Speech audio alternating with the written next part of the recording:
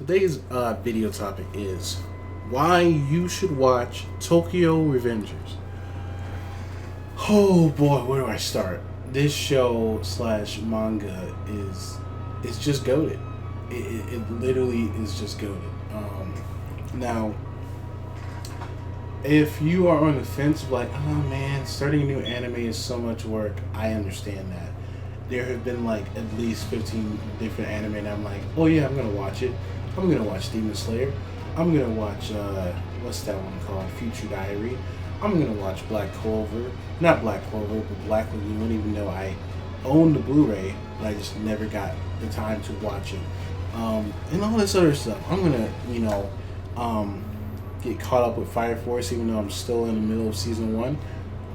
It's just a commitment, but the same thing goes with Tokyo Revengers. I'm like, it's this new anime. It seems nice and stuff. Seems cool, but I don't know if I want to get into it. And so I believe it started because the manga, it came out in 2017, if I'm not mistaken, which I didn't know anything about this. And mainly I think I didn't know more about this because I guess nowadays manga artists, depending on who you are, I don't know if you're like, if you're not in like the big shonen Shueisha magazine, I know this artist, he does his stuff and I guess he just sends it in digitally because you could only get his books like as a Kindle book pretty much, or an ebook. There's no physical hard copies. There might be physical hard copies in Japan, but in Michigan or like in the United States, no, it's just ebook. But to get back on topic, the anime started in April. I heard about it like in March. I'm like, okay, I'll get that. I'll put that on my watch list or whatever. And then it took me until like the second week of July this year to watch the anime. I'm like, okay, I watched the first episode. Okay, looks promising. And then, I had the time, so I'm like, okay, I can't just watch the first episode. I'll have to watch like the first 2 or 3 episodes. And I did. I'm like, okay, this is kind of nice. I like it. This is, it's an average. I don't know if it's a shonen. I think it's a shonen. But like, it has the average, underdog character. He gets beat up, and he, has the guts to never give up. But then there's more story to it. Like there's so many more different aspects. A lot of people are saying this is similar to a race because it's time travel, and spoiler alerts in the first episode. But long story short, the main character's girlfriend dies in the future, and then he's trying to go back in the past. Well, not go back in the past. Purposely, he accidentally discovers he has this ability to time leap 12 years into the past on an exact date whenever he time leaps from the present to past. And he's like, hey, I'm gonna save my ex-girlfriend. And so it's a lot of race vibes, even though I haven't really finished the race, but sure. But like this show, I'm not trying to get into spoilers, but all the characters, for the most part, there are some characters you're going to fucking hate with a passion. For instance, Kisaki, you can go right in hell. Manga readers, you already know what happens to him. Good, but he deserves more. Anyway, Takemichi, main character, you love him. Like you can't hate the main character, bro. You can't hate him. Mikey, he's OD. Draken or Draken, OD. Hinata, OD. Emma, best girl, number 2. Spiley, great. I forgot the other guy's name with the gray hair. He starts with an M, but I think he's the 2nd division of Tomen. Amazing character. I forgot how you spell his name, but Takemichi's pretty much his best friend besides Mikey. Chifu's you or something. Badass character. Everybody you meet besides like, I'm still kind of iffy on Kazutora because he does have some mental issues, not gonna lie, but he was a part of making a major character that I started to like involved his passing away. so I can't really forgive him too much or fully on that. But yeah, all these characters you like, it's like literally.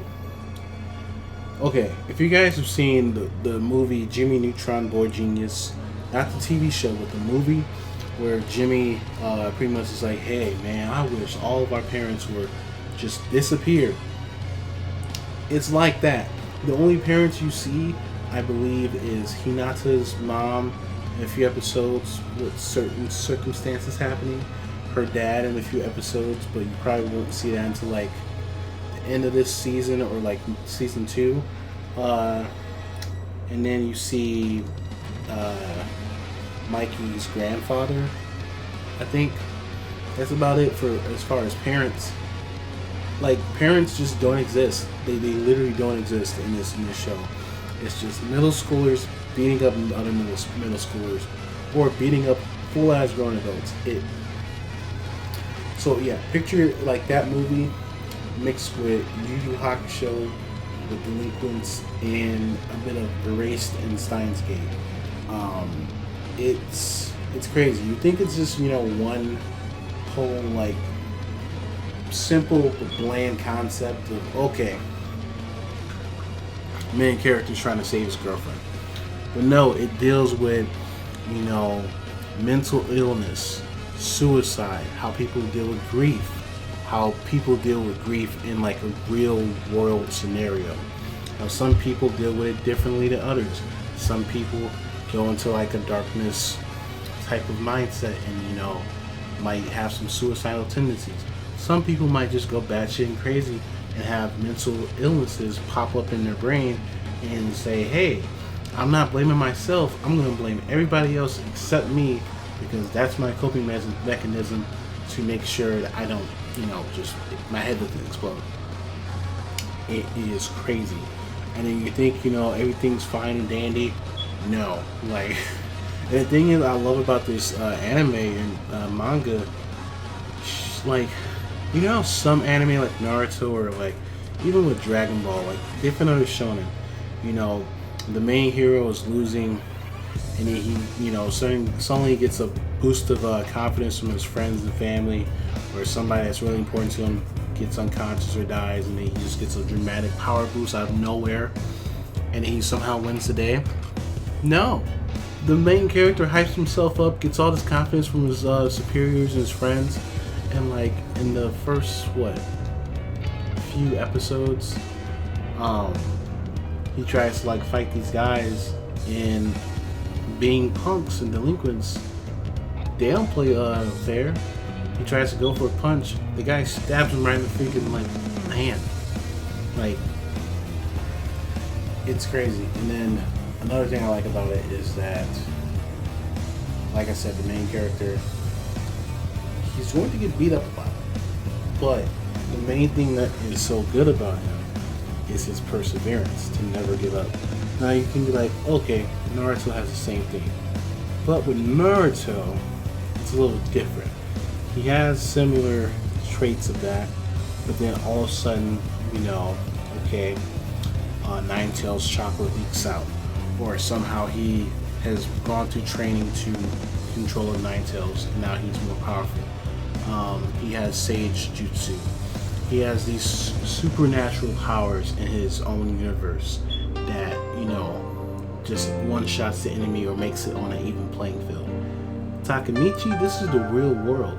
It's like, if you're not physically able to compete with other people, even if you hype yourself up, it might be badass for a minute, but you're still gonna get messed up. And so there's countless, manga panels and episodes of like, it's a really like, the way he gives speeches is like crack. It's like a little like somebody shoving a needle of dopamine and just putting it straight to my brain. It gives you hype, it gets you motivated, but at the end of the day, it gets you motivated, but he still ends up, if the person is stronger than him, he still ends up losing. There's a sense of reality to it, and that's what I love about it. And it kind of, from what I've heard recently, because I'm not caught up with the manga yet, but it seems like they've resolved most of this stuff, and it's kind of a little bit dragging, but also it's in the final like arc of the whole story, which I think is good, because this is such a good show, but I don't think it's unnecessary to have it be as long as like Dragon Ball or One Piece or Naruto. Like, if this was like 700, 800 chapters, it would be probably like one of the worst shows ever. But 250, potentially 300 chapter story is not bad at all. It's not bad at all. So if you're like an action, realism, slice of life, romance a little bit, you know, good pep talks that get you like, you know, or you want to, you know, achieve stuff in the world, like,